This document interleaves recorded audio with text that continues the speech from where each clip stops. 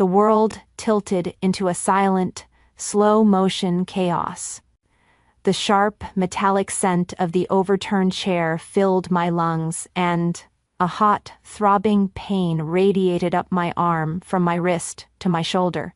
Through the ringing in my ears, I could see my stepmom, Karen, her face a mask of pure fury, her mouth open in a scream I could no longer properly hear.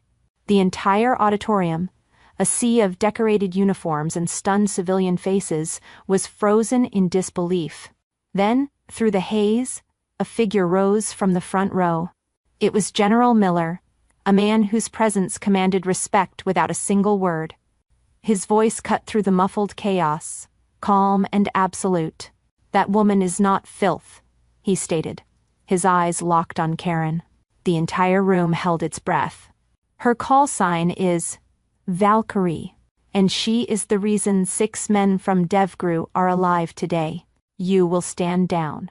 Now, that single, shocking moment of vindication, it had its roots in a phone call just 1 week earlier. I had called home, a small knot of foolish hope in my stomach, to speak with my father, a retired and proud infantry colonel named John. I told him I was being awarded the Purple Heart and a Bronze Star with Valor. Before he could even respond, I heard the click of the extension and the familiar saccharine voice of my stepmom, Karen, a woman who only seemed happy when she was punching down. "A Purple Heart? Honestly, Eva, for what?" she began, her tone dripping with a condescending sweetness that was sharper than any blade. "Did you get a paper cut filing reports in some basement? It's not like you were ever in guerrilla combat." I waited for my father to intervene, to say something, anything. But all I heard on the line was his heavy, tacit silence. It was an endorsement, as clear as if he'd said the words himself. That silence was the echo of a dozen other moments. The missed promotions, the forgotten birthdays, the constant praise for her son's mundane corporate achievements. While my classified, life-altering missions were dismissed as a hobby, the familiar coldness settled over me. This was the wound they could never see, the complete and utter refusal to acknowledge my world, my sacrifice, my honor. Karen laughed, thinking she'd scored another point in her long campaign to belittle me. She had no idea she'd just insulted the lead intelligence analyst for Task Force 11. To understand the reckoning that was about to unfold, you have to understand the 2 wars I was fighting, one in the shadows of geopolitics and one in the blinding light of my own family's disapproval. To truly understand the disconnect, you have to see the 2 battlefields I lived on. One was a place of shadows and secrets, of quiet, life-altering decisions. The other was my father's dining room table, a brightly lit stage for my own slow erasure. I remember one Thanksgiving in particular. The air was thick with the scent of turkey and the forced cheerfulness that had become our family's specialty since my mother passed. My father stood to raise a glass, his eyes beaming with a pride I hadn't seen directed at me in years. His toast was for my stepbrother, Chad, Karen's son, a perfectly pleasant man who had just won a regional sales award for a mid-level marketing firm. "To a real go-getter," my father boomed, and the small gathering applauded. Chad soaked it in, wearing his charisma like a well-tailored suit. Later, during a lull in the conversation, I decided to try. I cleared my throat and mentioned, as casually as I could, that my team had just received a unit citation for a project we'd been working on for the better part of a year. The silence that followed was heavy.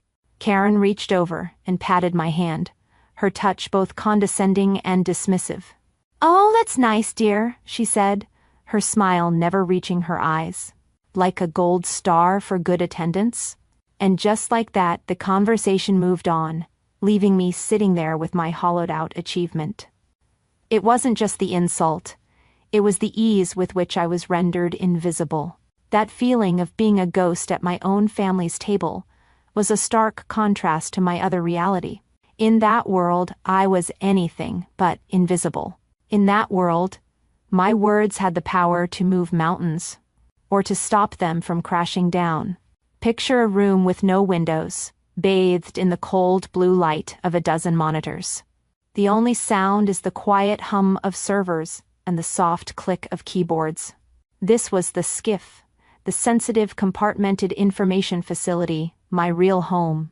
Here, I wasn't Eva the disappointing daughter. I was the analyst with the call sign Valkyrie. I remember one night, staring at streams of data that just didn't add up. A high-value target was in our sights, and a strike package was already wheels up, minutes from their target. But something was wrong. A flicker of a ghost signal. A piece of intel that contradicted the drone feed. My heart was pounding, but my voice was steady as I keyed the mic to the command channel. "We have a ghost signal triangulation that conflicts with the drone feed," I said, my voice cutting through the secure channel. "Abort kinetic strike. Repeat, I am issuing a red light on the objective until we deconflict this data. The asset on the ground is blind." For 10 agonizing seconds, there was only static. Then, the voice of the task force commander, General Miller himself, came through my headset, calm and decisive. "Copy, Valkyrie. We hold. Your call." Just 4 words. 4 words that held more trust and respect than my own father had shown me in a decade. 4 words that affirmed my judgment in a world where a single mistake could mean a dozen lives. There was no parade, no toast, just the quiet, profound reality that my competence was the only thing that mattered. I had made the right call, the drone feed was being spoofed, and our ground team was walking into a sophisticated trap. I had saved them. Later that Thanksgiving evening, I found my father alone on the back porch, staring out into the darkness. I tried to explain to him, without breaking protocol, the weight of what I do. I told him I just wanted him to be proud. He took a long drag from his cigar and blew the smoke into the cold night air. "You have to understand, Eva," he said, his voice laced with a weary sort of pity. "Karen comes from a civilian world. She doesn't get it." He paused, and then delivered the blow that truly mattered. "When I was your age, we took hills. It was tangible. What you do with computers, it's different." He was trying to make an excuse for her, but all he did was reveal the truth. He didn't get it either. My war wasn't tangible enough for him. My victories weren't written in dirt and blood. So to him, they barely counted as victories at all. After I hung up the phone, I sat in silence for a long time. The familiar sting of my father's quiet disapproval and Karen's loud disdain didn't feel sharp anymore. It had been honed over the years into a dull, heavy ache. I thought of all the times I had tried to explain my world to them in a language they could understand. The language of emotion. Of a daughter wanting her father's pride.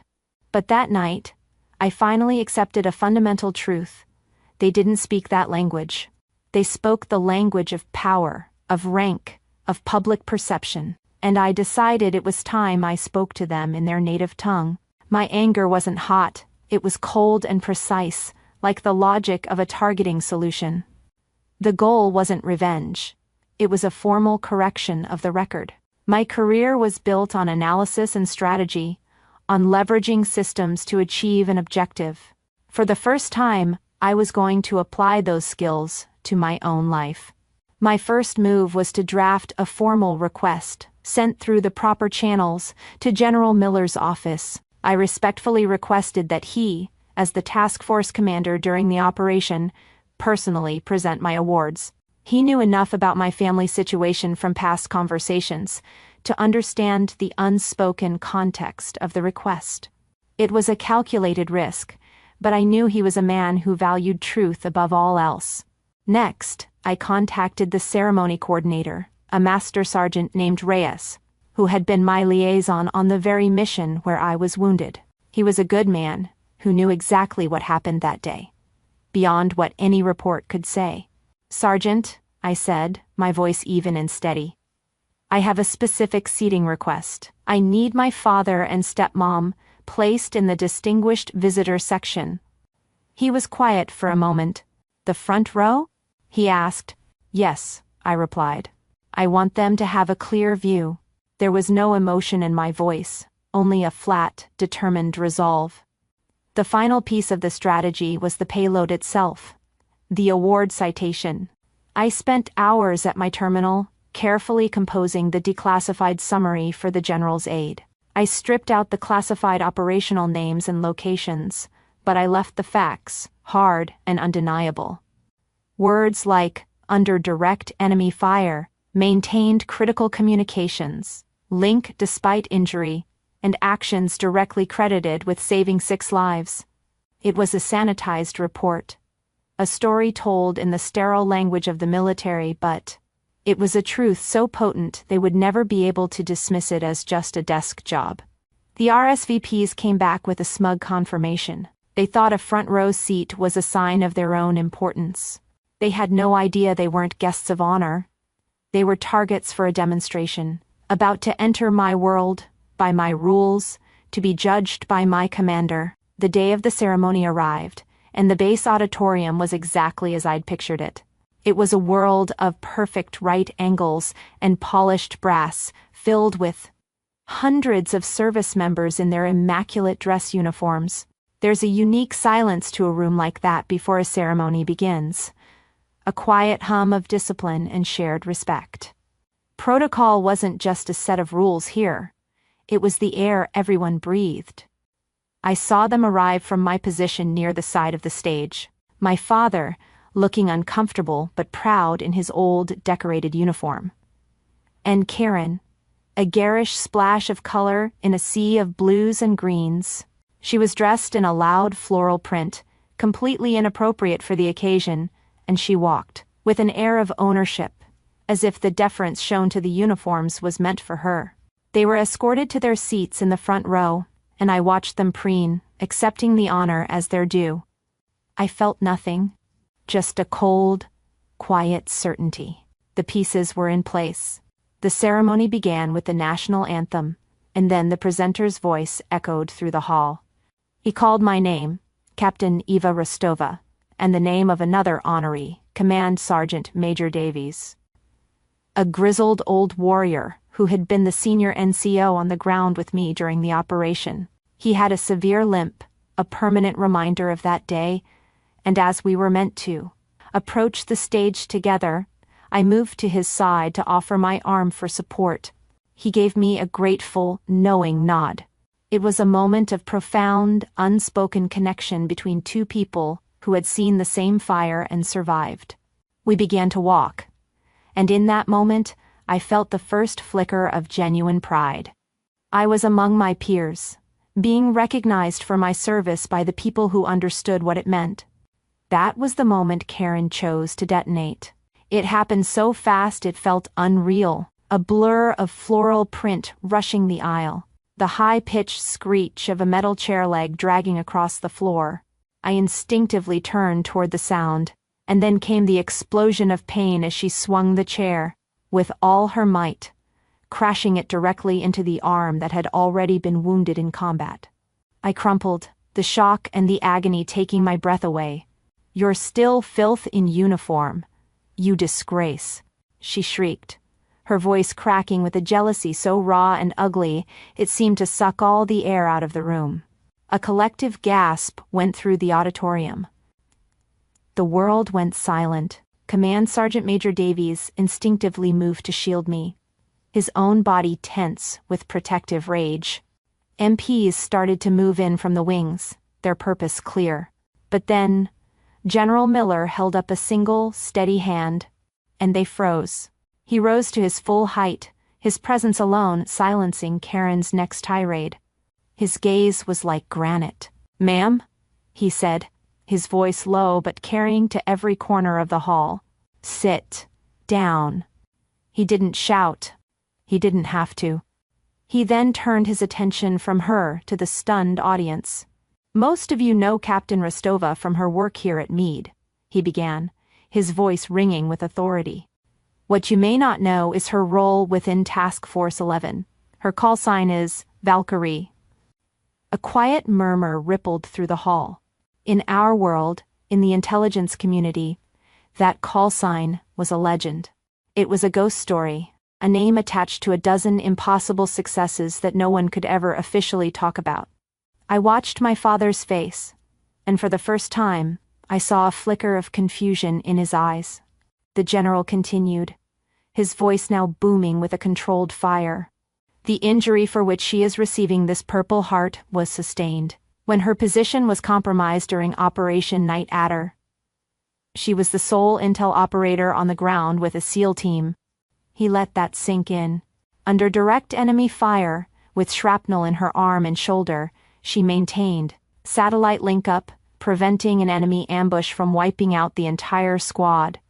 He looked directly at Karen, who seemed to shrink under his gaze. "She is not a disgrace," he thundered. "She is the standard." Then, in a move that sealed the entire reckoning, General Miller locked eyes with my father. The auditorium was so quiet, I could hear my own heartbeat. "Colonel Rostova," he said, his voice softening slightly but losing none of its power. "You taught your daughter discipline.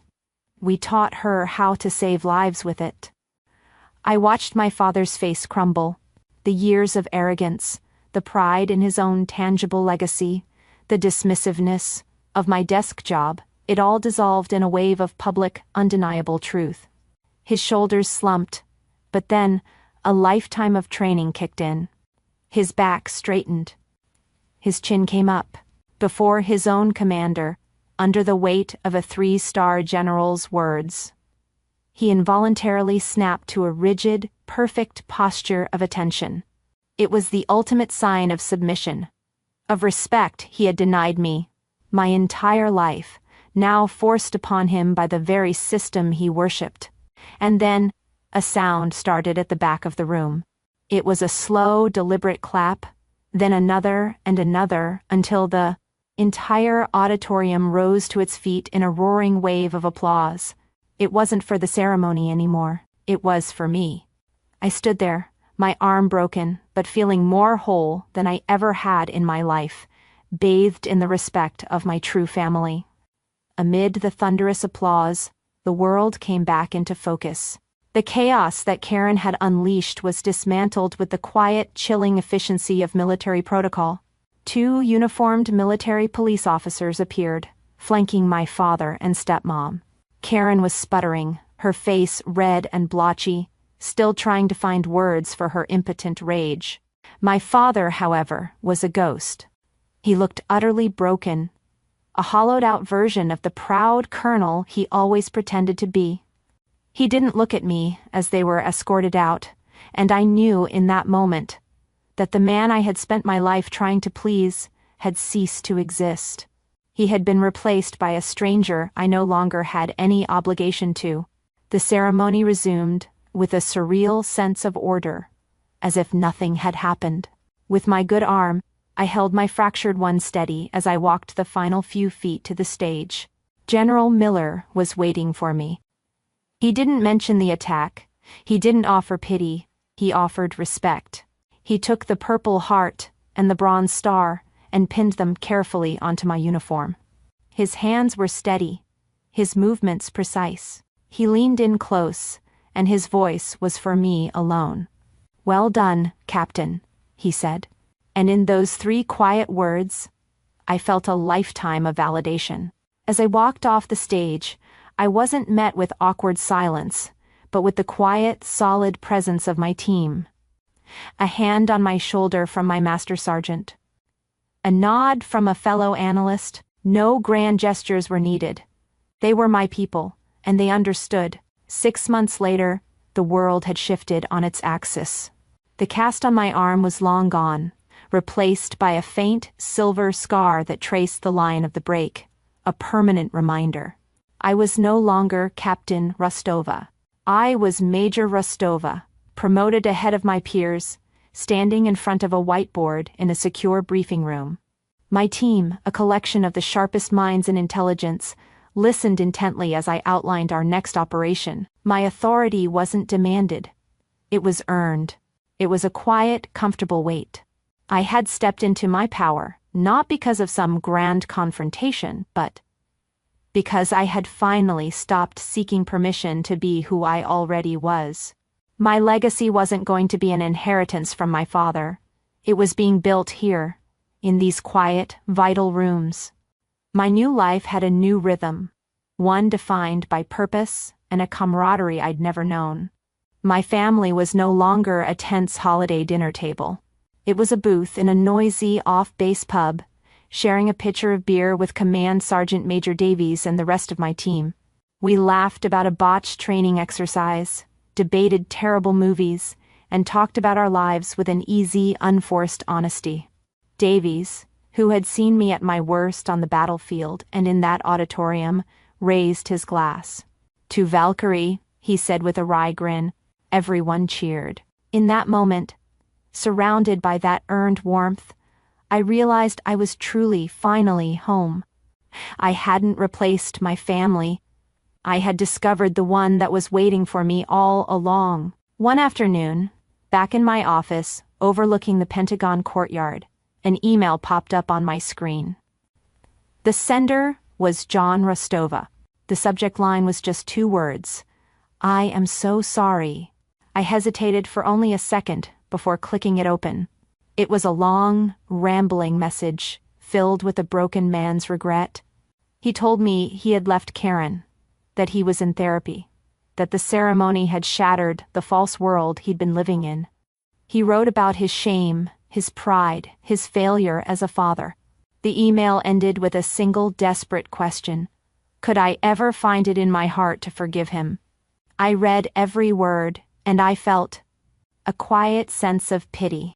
It was the detached pity one feels for a stranger's misfortune. His pain was real, but it was no longer mine to carry. I took a deep, steadying breath, and without typing a single word in response, I moved my cursor over the archive button and clicked. My peace was no longer a negotiation. My father believed a legacy was defined by the battles you could see. I learned that the most important legacies are built in the silence, fighting the battles no one ever knows about. If you've ever had to prove your worth to people who refuse to see it, share your story below. In this community, your expertise is always recognized.